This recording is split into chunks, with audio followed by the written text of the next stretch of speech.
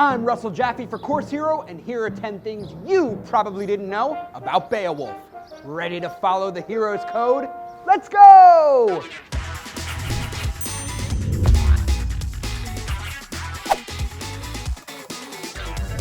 Despite being the longest poem in Old English, the action is all set in Scandinavia.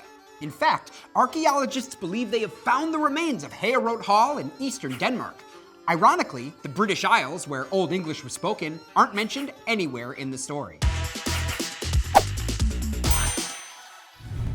The original copy of the Beowulf manuscript was badly damaged in a fire on October 23, 1731 at Ashburnham House in Westminster, England. The remains of the poem are incredibly fragile.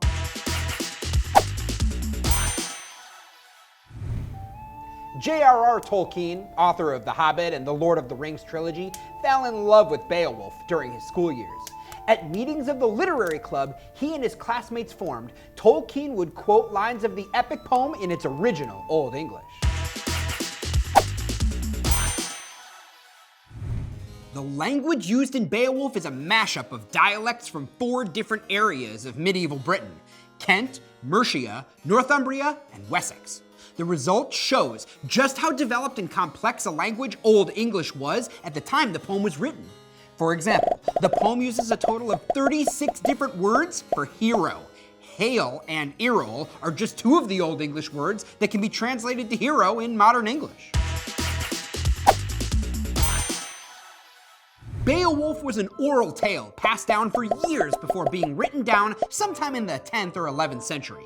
Today, there's only 1 remaining manuscript, surviving both age and a 1731 fire. That manuscript is kept safe at the British Library in London.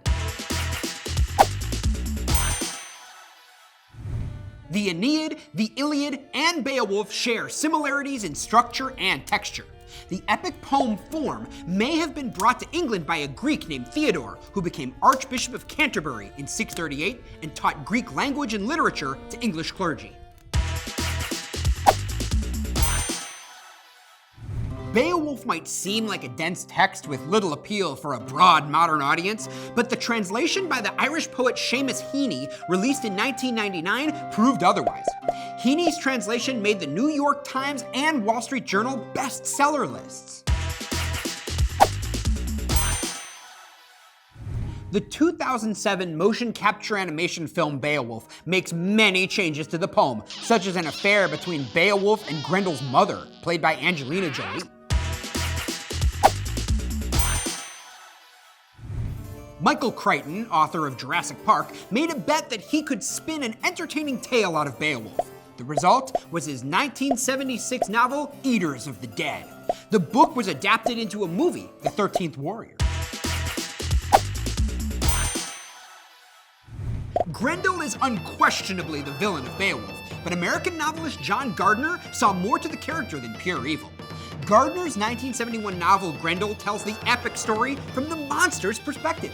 Through Gardner's eyes, Grendel becomes a fascinating protagonist.